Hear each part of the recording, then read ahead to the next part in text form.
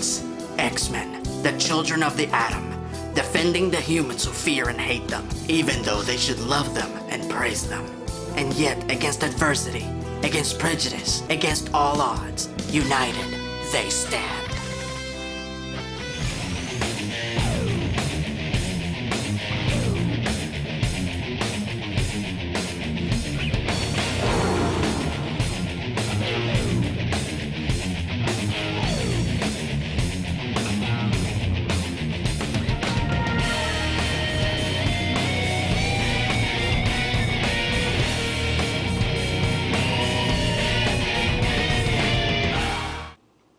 Greetings, fanboys and fangirls. I'm Erod and I'm the Blockbuster Buster.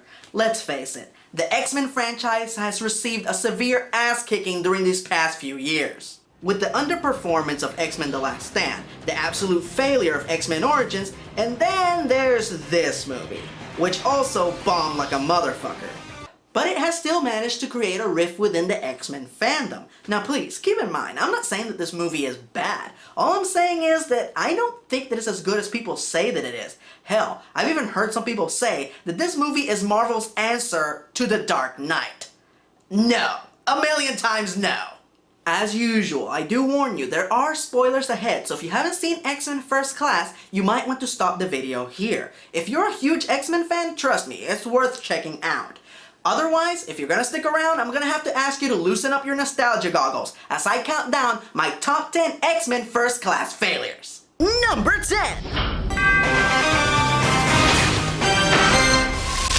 You wanna know who my all-time favorite Marvel villain is? Magneto. And I'm happy to report that throughout the entire movie franchise, Magneto has been portrayed admirably by both Ian McKellen and Michael Fassbender. Whether it's his comic, cartoon, or movie version, nobody fucks with the master of magnetism. One of my favorite aspects of this film is how they expand on how Magneto's powers work, and how they are emotion-based, meaning that the angrier he gets, the more amazing things he can do. But what if he wants to do something really spectacular, like lift a semi-truck or move the entire Golden Gate Bridge? What intense emotional state must he summon? Happy thoughts! That's right, when Magneto is mercilessly murdering people, according to this movie, this is what he's thinking. Happy, happy, joy, joy, happy, happy, joy, joy. Happy, happy, joy, joy, happy, happy, joy, joy. Happy, happy, joy, joy, happy, happy, joy, joy. Happy, happy, joy, joy, joy. Well, let's move on. Number 9! One of the many things that the first X-Men film did exceedingly well was portray the tragedy of being a mutant through the character of Rogue, whose mutation prohibits her from touching anyone without killing them. This movie tried to do a similar thing with Beast, whose mutation is big feet. Really? This girl can never have intimate contact with any human being, and you are bitching about big feet? I have never ever heard any man complain about having big feet. Or any woman for that matter. And don't tell me that the big feet will scare girls away, and that he may never have a normal life. Cause Mystique is totally into him in the movie, so he's just a whiny bitch.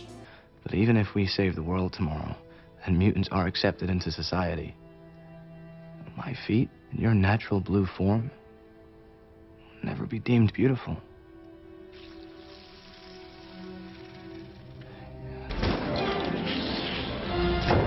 But then, to add insult to injury, before the final act he tries to cure himself, and he accidentally advances his mutation, turning himself into the blue-furred beast that we know from the comics. Now, just to remind you, in X-Men The Last Stand, Beast looked like this. Now that is some truly amazing makeup work, and when combined with Kelsey Grammer's spot-on performance, perfectly brings Beast to life. He couldn't be more like his comic book counterpart. We know the government helped cook this up. I can assure you the government had nothing to do with this. Yeah, well, I've heard that before.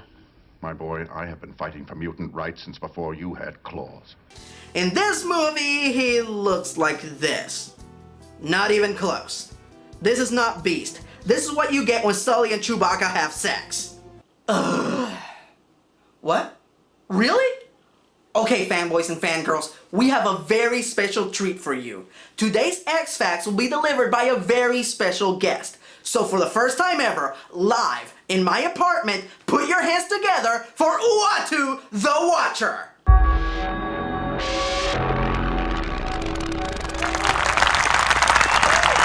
Greetings humans, I am Uatu the Watcher. I know everything there is to know about the Marvel Universe. Just look at my vast Marvel DVD collection. Did you know that this movie originally was supposed to have a psychic battle between Charles Xavier and Emma Frost? But Matthew Vaughn scrapped the sequence as he felt that it would have been way too similar to Christopher Nolan's upcoming film, Inception. I guess that's one scene that never saw its Inception. I should be a stand-up comic. Number 8. Just like any self-respected comic book movie, this movie has a post-credit sequel begging scene. And I'm not criticizing that. Every comic book movie does it. But in this scene, we see Magneto's newly formed Brotherhood of Evil Mutants break into jail to rescue Emma Frost. And then when Magneto walks in... What the fuck are you wearing? And my God, could you have a dorkier outfit? You gotta back her up, D. You look like a big ninny. Number 7. So mid-movie, Xavier and Magneto travel the world assembling the merry band of mutants who will one day be the X-Men. And I can't help but ask, who are these people? Now, don't misunderstand me. I've read the comics. I know who they're supposed to be. It's just that these characters are so underdeveloped, so haphazardly thrown into the movie, without having them serve any real purpose to the plot, that you have to wonder, why were they included in the film? Now, I'm not even going to get into the inconsistencies in their personalities and their mutant abilities, or how Banshee and Moira MacTaggert are missing their accents. Yeah, I'm sure the Scottish and Irish fans really appreciated that. But most of these characters are pretty much defined by their powers, and that's it. The most shameful of them all being Darwin, who they introduce only to kill him off in the very next scene. And just to be clear, we have two men who survived World War II and are about to enter a whole new war against mutant oppression, and to fight this war, they assemble a bunch of immature kids. No wonder Wolverine turned him down. Excuse me, I'm Eric Lensher. Charles Xavier. Go fuck yourself. And speaking of cameos, Stan Lee cameo, there isn't one! If this gag just now made you feel empty inside, then you're starting to understand how this movie makes me feel. Number 6! One of the major things that stopped me from liking this movie is that it has very little wow factor or replay value. This is supposed to be a big budget, larger than life comic book movie, and nothing about it stuck with me. When I think of the first movie, the first thing that comes to my mind is that amazing fight atop the Statue of Liberty. The second, Nightcrawler's assault on the White House. The third, Magneto moving the Golden Gate Bridge. This one had yellow jumpsuits. Basically, I spent the whole movie watching it like Droopy Dog. You know what? I'm happy. Number 5! I have to agree with the nostalgia chick. Female comic book characters have been portrayed rather pathetically in the world of movies. The X-Men franchise seems to be the lesser of the evils. While most of the female characters have been severely downgraded from their comic book counterparts, unless they're bad guys, they are still competent heroes, even if it takes them a while to get some traction. But the absolute worst miscast and worst misrepresentation of a character so far in the franchise is January Jones as Emma Frost. Not only is this woman a terrible actor, we have a situation. The telepath. I shouldn't be able to feel him at this distance. but she doesn't even come close to representing what Emma Frost is. She's an anti-hero, the very definition of the dangerous vamp, a deadly beautiful woman whose loyalties are never defined. She's a strategist, a schemer. She's smarter and more powerful than you, and she's not afraid to let you know it. So pathetic. In this movie, she's pretty much just window dressing. She's there to be pretty, strike jaunty poses, and get Sebastian Shaw his eyes. I can think of so many actresses that could have played this part better. Julie Benz, Peter Wilson, Olivia Wilde, and yet they went with this chick? In every scene, she just looks bored. She looks so bored that she almost puts me to sleep. And boring is not a word that I would ever use to describe Emma Frost. Bullshit. X-Fact. Did you know that originally the filmmakers were torn between Bryan Cranston and Colin Firth to play the villainous Sebastian Shaw? But they settled on Kevin Bacon when the first two actors became unavailable. I guess their unavailability saved Kevin's bacon. I should really start writing these down. Wait, we could have had Bryan Cranston or Colin Firth as Sebastian Shaw? Just start the next one. Number 4! Now, before I say anything, I want to reassure everyone that I like Kevin Bacon. I think he's a great actor. Is he the right actor to play Sebastian Shaw? No! Now, I've seen him transform into different characters before, like in Murder the First. If you see him in that film, you don't see a trace of Kevin Bacon in his character. It's an amazing performance. Here, on the other hand, you are painfully, hopelessly aware that it's Kevin Bacon all the way through. Personally, I would have gone with Jon Hamm as Sebastian Shaw, but that's just me. Number 3! Now, like I said earlier, most of the female characters in the franchise have been downgraded, except for one. One femme fatale that has remained gloriously and consistently awesome throughout the entire franchise. Mystique. She is a spectacularly badass hench girl who takes shit from no one. She rarely speaks, but when she does, it's either meaningful, insightful, or sexy. Here, she won't shut the fuck up. She's always whining, commentating, speculating, bitching, observing, pontificating, narrating. Or settling with pretty mutations, or invisible ones like yours. Oh, just shut up! I see no trace in this ridiculously flighty girl of the awesome character that she is supposed to become. And just to rub it in your face, they have that one awkward scene where she morphs into Rebecca Romijn, the actress who plays the grown-up Mystique. Almost to say, hey, remember when Mystique was awesome? Well, tough titty. Let's just say that this is yet another Mystique mistake. My thoughts exactly. X-Fact. Did you know that Sebastian Shaw's henchman Azazel is actually Nightcrawler's biological father? That's right, Azazel and Mystique are Nightcrawler's parents. Wait a minute. His dad is red and his mom is blue. Makes you wonder why Nightcrawler isn't purple. Number 2!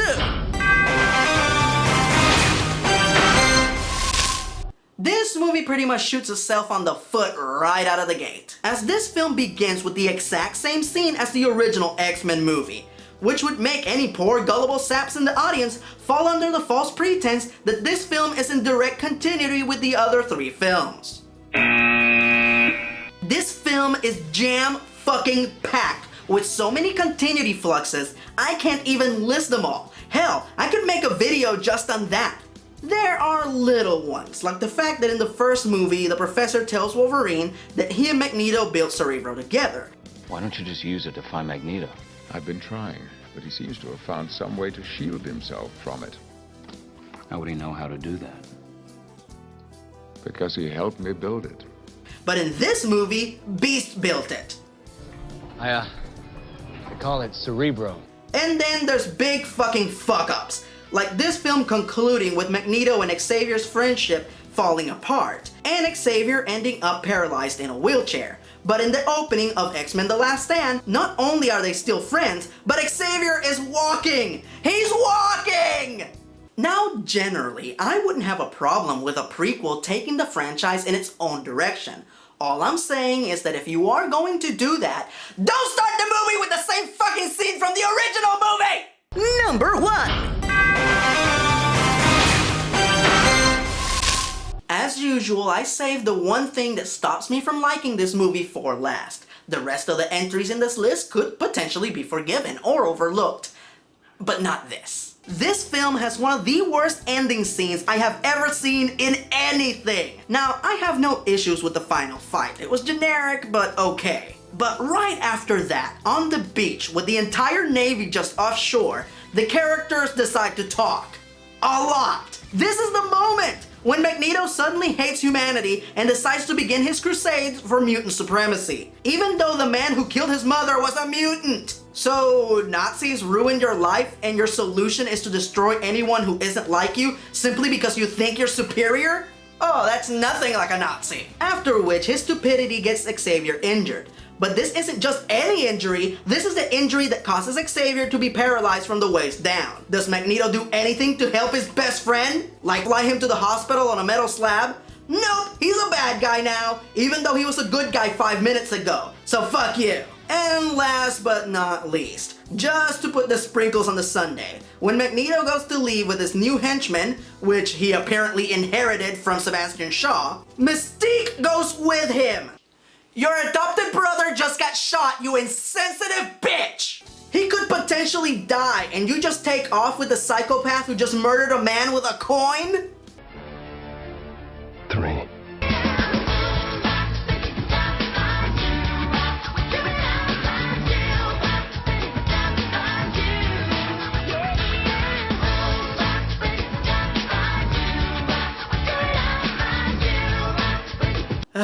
So those are my top 10 X-Men First Class failures. If you disagree, please, I encourage you to voice your opinion in the comments section below.